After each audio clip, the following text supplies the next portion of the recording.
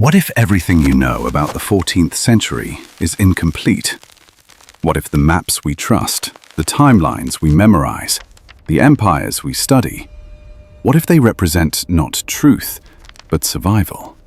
Not what was, but what remained after something was deliberately erased. In the British Library, sealed behind climate-controlled glass, rests a manuscript that whispers of impossibilities. The pages are fragile, yellowed like ancient bone, their edges crumbling with the weight of 7 centuries.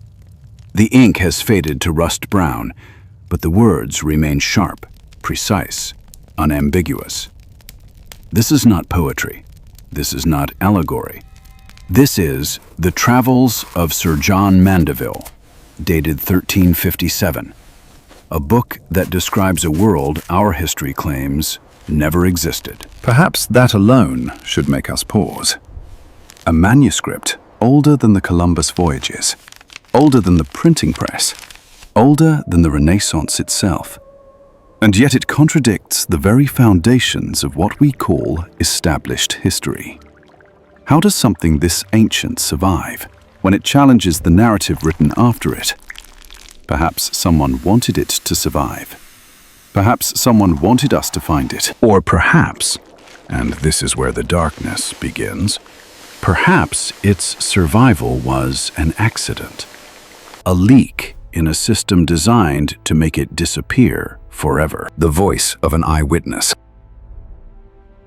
Open the manuscript, and you notice something immediately unsettling. This is not how myths are written. Fairy tales speak in metaphors, in once upon a times, in magical kingdoms that exist nowhere and everywhere. But Mandeville writes like a census taker, like a royal surveyor documenting resources for a king. He measures distances not in miles, but in days of travel. 20 days from here, 15 days from there. He describes landscapes with the precision of someone who walked them, who felt the sun on his face and the dust on his boots. This is the voice of someone who saw what he describes. Someone who stood in places we are told never existed. Maybe that is why the manuscript feels so uncomfortable to read. It refuses to apologize for its impossibilities. It refuses to retreat into metaphor. Every detail is presented with the same factual tone a merchant might use to describe trade goods, a soldier to describe fortifications, a traveler to describe the changing color of mountains at sunset. What if this tone, this relentless specificity, is the first clue? What if the way he writes tells us more than what he writes? Geography that remembers. The manuscript speaks of a spring near Mount Palumbe, where the water changes taste every hour. In the morning, bitter as medicine. At noon, sweet as honey. By evening, sharp like metal on the tongue. Mandeville does not explain this as magic. He simply states it, the way you might mention that rivers flow downhill, or that winter brings snow. He describes healing springs that cure specific ailments, not mythical fountains of youth, but documented sources with particular properties. Springs that help with stomach ailments. Springs that heal infected wounds. Springs that restore strength after long journeys. This is medical geography, not mythology. This is the language of someone mapping resources, not inventing fantasies. Perhaps most disturbing is the casualness of his tone. He does not marvel at these wonders, he catalogs them, as if they are simply features of a vast and complex world that once existed in plain view. As if everyone who traveled in his time knew of these places, visited them, drew water from them, told stories about them around evening fires. What if they did? What if this world was common knowledge in 1357? What if only later, centuries later, was it erased? The creatures that cannot be. The manuscript describes griffins stronger than 8 lions combined. Eagles so massive they can lift a full-grown horse into the sky and carry it to mountain peaks. He speaks of bones from enormous creatures, used by local craftsmen to fashion bows that no ordinary man could string. He provides anatomical details, the curve of talons, the span of wings, the texture of feathers that shimmer like copper in sunlight. There are no metaphors here, no as if or like unto, just observation. And then there are the people. Horned people, he writes. Not wearing horns, having them, growing from their skulls like antlers from a stag. Giants that measure 30 to 50 feet tall, he states, with the same matter-of-fact tone he uses to describe market prices. One giant, two giants, tribes of giants. Not mythological Goliaths from ancient scripture, but contemporary populations living in specific regions, building specific structures, following specific customs. What if these beings were real? What if impossible simply means forgotten? What if the reason we cannot imagine these creatures is not because they never existed, but because every record of them was systematically destroyed? The sealed nations, Gog and Magog. But perhaps the most haunting section of the manuscript describes something even stranger. Entire nations locked away behind mountains. Not scattered tribes or isolated villages, but 10 complete nations, sealed behind the Caspian Mountains, in a region he calls Mount Uba. 10 nations with their own languages, their own histories, their own memories of a world before the sealing. Mandeville tells a story that sounds like legend, but reads like geography. He speaks of Alexander the Great, not the legendary hero, but a historical figure making a strategic decision.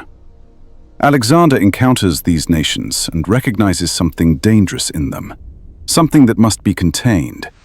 So he prays, and the mountains themselves respond. The earth rises, the passes close.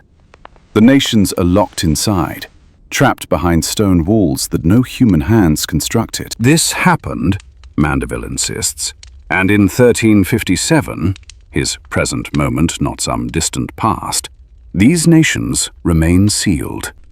They are not ancient history. They are his contemporaries, separated only by impenetrable geography. He provides names. The pass is called Clarin. The queen of the Amazons, he says, guards the southern approaches. He mentions refugees who occasionally escape through forgotten cracks in the mountains, speaking only ancient Hebrew, understanding no other tongue. These details are too specific to be purely invention, too precise to be mythology. What if this sealing was real? What if entire populations were imprisoned, not by tyranny, but by topography itself? And what if the reason we do not study this event is because acknowledging it would force us to acknowledge the world it describes, a world our history has carefully buried? The Great Land of Cath. The manuscript devotes its most detailed descriptions to a land called Cath. Not China, though Mandeville makes clear these two places exist near each other. Cath is something else entirely. He describes it as the richest land in the known world, with markets that stretch for miles, where silk flows like water and spices pile high as houses. The capital city, he writes, has floors inlaid with gold, palaces that tower 12 stories high, walls thick enough that chariots can race along their tops. This is not hearsay. This is not travel rumor. Mandeville claims he served the ruler of Cath for 15 months. He fought in the armies. He attended court ceremonies. He walked streets we are told never existed, ate foods we are told were never prepared, spoke with officials we are told never governed. Perhaps this is where the manuscript transforms from curiosity to evidence. When Mandeville says, "I was there," when he provides employment duration, military service, personal relationships, this is no longer folklore. This is testimony. And testimony can be examined, tested, verified, or disproven. Unless, of course, all other evidence has been destroyed. The impossible distinction. But here is where the manuscript becomes genuinely disturbing. Mandeville insists repeatedly that Kath and China are different places, not different names for the same region, different kingdoms, different populations, different histories. Kath is near China, he explains, the way France is near Spain. Neighbors, not synonyms. He describes Kath as the central province of something larger, something he calls the Great Tartary, the heart of an empire that dwarfs anything in Europe. An empire with roads connecting distant continents, with trade networks spanning from frozen northern forests to tropical southern seas, with administrative systems sophisticated enough to govern populations in the hundreds of millions. This empire, Tartary, Tartaria, the Great Tartary, appears on Mandeville's maps as the dominant power of the known world. Not China, not Mongolia, not the fragmented kingdoms of Europe. Tartary. And then, sometime between his manuscript and our modern era, it vanishes. Completely. Utterly. Without a trace. How does an empire that massive simply disappear? How do cities that size leave no ruins? How do populations that enormous leave no descendants? How do administrative records vanish without a single surviving tax document, a single military roster, a single merchant's ledger? Perhaps the answer is not natural decay.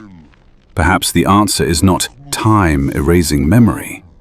Perhaps the answer is something far more deliberate, far more coordinated, far more disturbing. Perhaps someone made it disappear. The question that changes everything.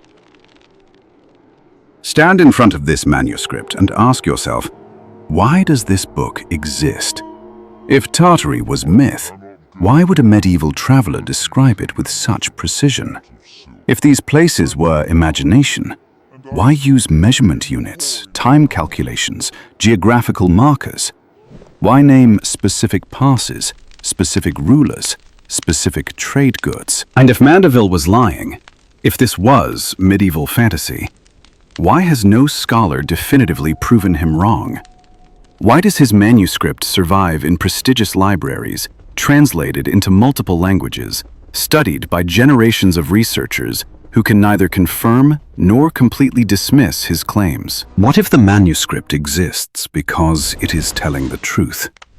What if it survives, not despite contradicting history, but because history itself is incomplete? What if this book is not an artifact of fantasy, but a leak in a system of erasure? A single surviving document that escaped the systematic destruction of everything related to a forbidden empire. Then the question becomes something far more chilling. If they erased Tartary this completely, what else have they erased? How many other civilizations have been methodically removed from human memory? How many other manuscripts were destroyed before they could leak? And most terrifying of all, who are they? Who has the power, the patience, the coordination to erase an empire from history? Who benefits from this forgetting? Who guards the boundaries between permitted knowledge and forbidden truth? The manuscript cannot answer these questions. But perhaps it can do something more important. Perhaps it can teach us to see absence as evidence. Perhaps it can show us that the greatest secrets are not the things hidden in locked vaults, but the things removed from collective memory so completely that we no longer know to ask about them. Tartary may be gone, but its ghost remains, trapped between the pages of a 700-year-old manuscript, waiting for someone to finally listen. What else are we not being told? Open any textbook about the 14th century, and you will find a familiar story. Europe, ravaged by plague and famine, crawling out of darkness. Kingdoms small and isolated, fighting over scraps of land. Trade routes rare and dangerous. The Silk Road, a thin thread connecting east and west, traveled by a handful of brave merchants willing to risk death for profit. In Asia, the story is equally fragmented. The Yuan dynasty collapsing in China, the early Ming rising from chaos. Empires rising and falling in contained spaces, like pieces on a board that never quite connect. A world of walls and borders, of isolated cultures developing separately, touching only at edges. This is the official narrative. The world was small. Information traveled slowly. Empires were regional, not continental. Power was fragmented. Knowledge was local. Perhaps this is the first lie. Perhaps the reason this version feels so comfortable is because it has been repeated so many times that we stopped questioning it. We memorized it in school. We saw it in documentaries. We accepted it as fact. But what if the very comfort of this narrative is intentional? What if someone needed us to believe in a small, fragmented world so we would never ask about the larger one that came before? The world the manuscript reveals. Now place Mandeville's descriptions beside this official history. The contrast is staggering. He describes a world of vast, interconnected networks, where merchants travel for months across well-maintained roads, markets where goods from dozens of kingdoms pile high, cities so large that European capitals would fit inside their outer districts, administrative systems so sophisticated they track populations across thousands of miles. This is not a primitive world. This is not a dark age. This is a world more connected, more organized, more advanced in certain ways than what came after. The empire he called Tartary operates on principles that contradict everything we are told about medieval capacity. Unified currency systems, postal networks that span continents, courts where scholars from different cultures exchange knowledge freely, technologies, architecture, metallurgy, textile production that seem impossible for the era. What if this is not exaggeration? What if Mandeville is simply describing what he saw, and what he saw was a civilization operating at a level our history refuses to acknowledge? Maybe the 14th century was not humanity crawling from darkness. Maybe it was humanity falling into darkness after something magnificent was destroyed. The cartographic disappearance. Look at medieval maps and you find Tartary everywhere. The name sprawls across Asia, dominating the landscape like Rome once dominated the Mediterranean. Cartographers mark it with care, noting regions, subdivisions, major cities. Grand Tartary, Chinese Tartary, independent Tartary. The empire subdivided, but recognized as a coherent entity. Then watch what happens over centuries. The name begins to shrink, first slowly, then rapidly. Regions get renamed, boundaries blur. The vast empire fragments into smaller territories with new labels. Chinese maps call it one thing, Russian maps another. European maps begin leaving it blank, marking it simply as unknown lands. By the 19th century, Tartary has become Tartary, something mentioned in historical footnotes, explained away as medieval confusion, dismissed as primitive cartography before accurate surveying existed. By the 20th century, it vanishes completely. Modern maps show no trace. History textbooks mention it only to correct it. The name itself becomes synonymous with myth, with geographic ignorance, with the amusing mistakes of pre-scientific societies.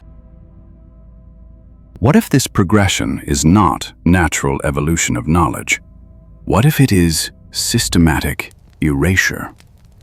What if each generation of mapmakers was told to remove a little more, to relabel a little more, to explain away a little more, until finally nothing remained but empty space where an empire used to be? What we lost. When an empire disappears, we lose more than territory.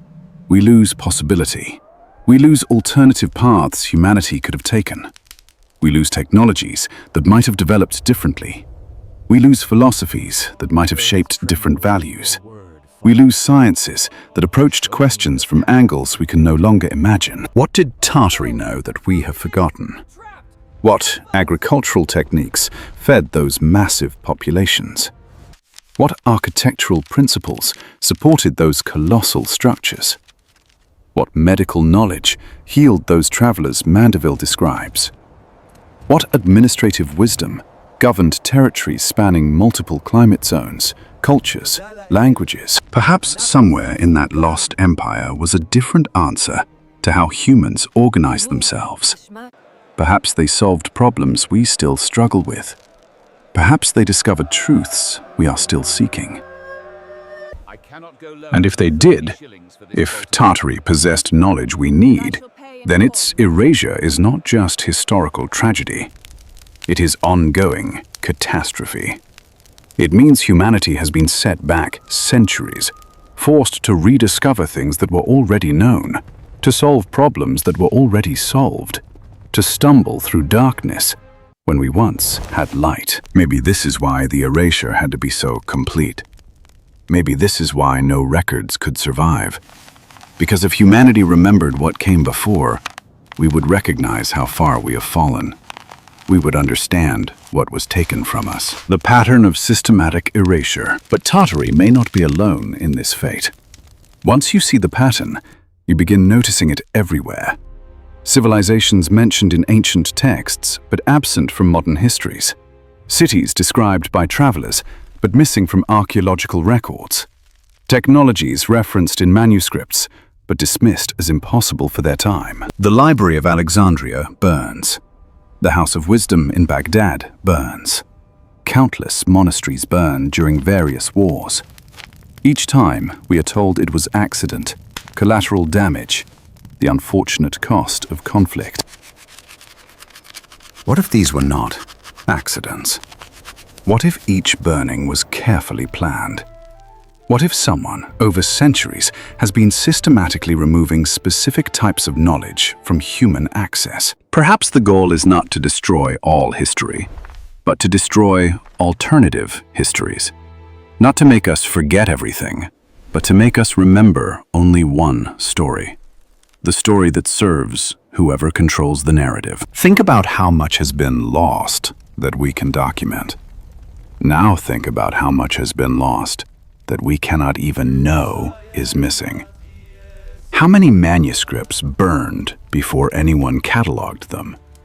How many oral traditions died when the last speaker was killed? How many stone inscriptions were ground down and reused as building material? Maybe the absence itself is the evidence. Maybe the suspicious gaps, the convenient destructions, the repeated patterns of important knowledge vanishing at critical moments. Maybe these tell us more than the documents that survive. The psychology of controlled memory. Human societies are built on narratives. We tell ourselves stories about who we are, where we came from, what matters. These stories shape everything. Our values, our goals, our sense of possibility. Control the story, and you control society itself. Perhaps that is why erasing Tartary matters so much. Not because of what the empire was, but because of what it represented. An alternative model, a different way of organizing humanity. A civilization that succeeded, using principles different from those we are told are inevitable and natural. If people knew such alternatives existed, if they understood that the current system is not the only possible system, not the natural culmination of human development, but merely one option among many, what would they demand? Maybe they would demand the option to choose. Maybe they would question who decides which histories are remembered and which are erased. Maybe they would ask what else they are not being told. This is why memory is never neutral. Memory is always political. What we remember and what we forget is not random.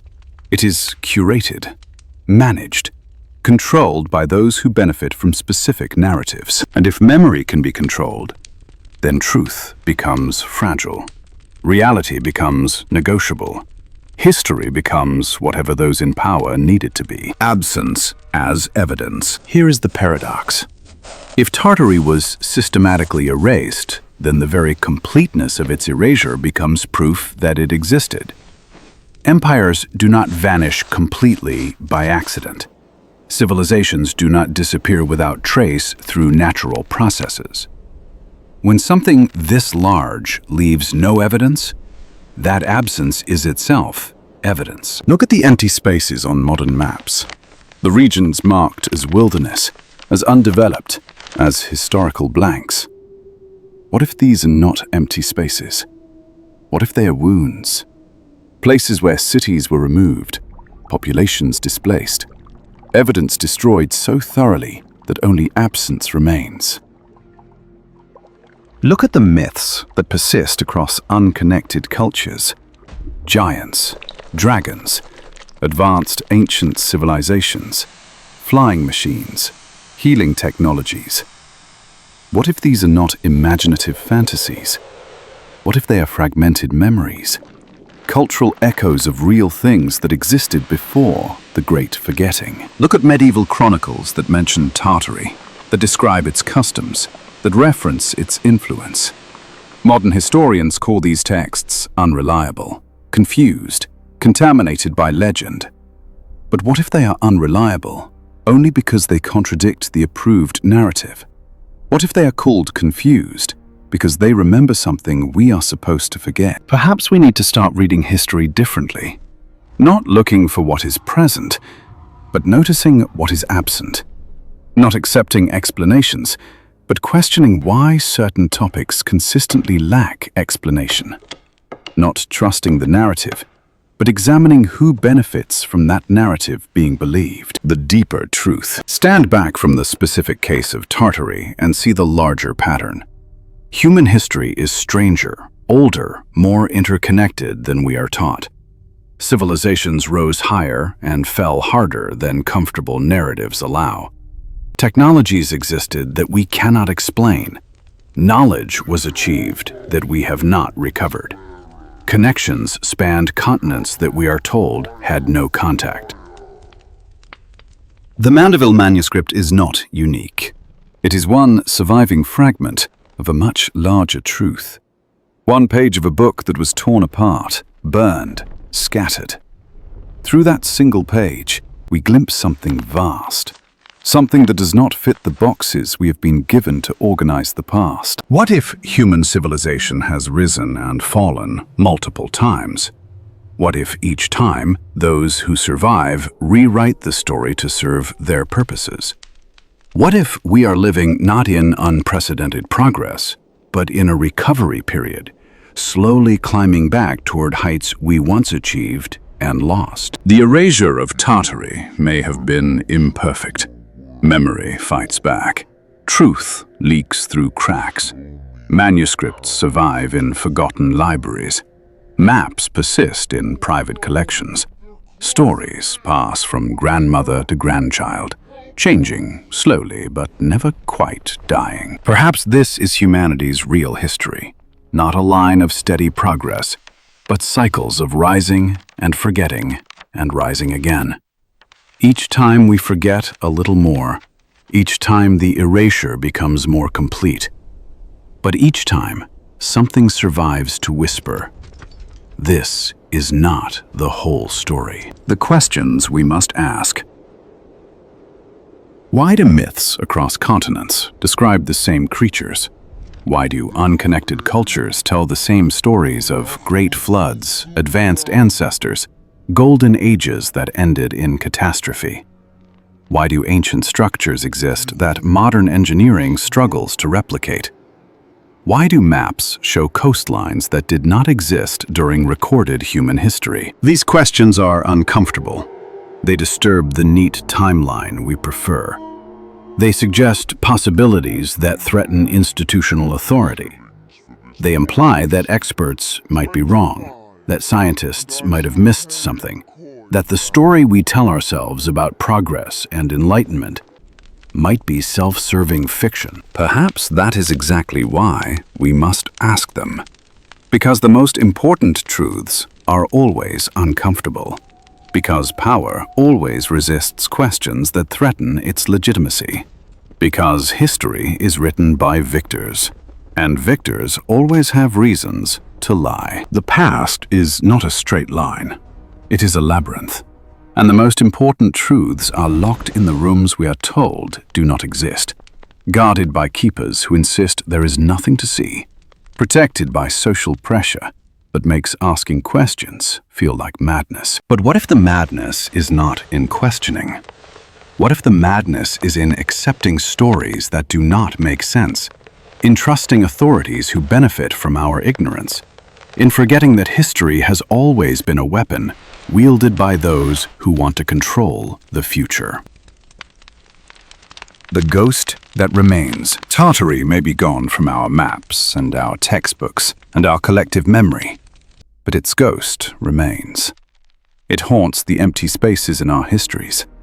It whispers through fragments of medieval manuscripts. It echoes in myths that will not die. It persists in the questions we are taught not to ask. You have a choice now. You can close this manuscript and return to comfortable narratives. You can accept that Mandeville was confused, that Tartary was myth, that our history is complete and accurate and settled. Or you can listen to the whisper. You can notice the pattern of absence. You can ask why certain topics consistently lack evidence, not because they never existed, but because the evidence was destroyed.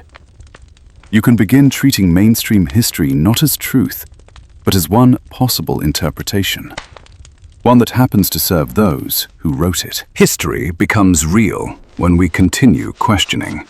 Truth emerges when we refuse to accept convenient lies. The past reclaims its complexity when we stop accepting simplified versions designed to make us docile.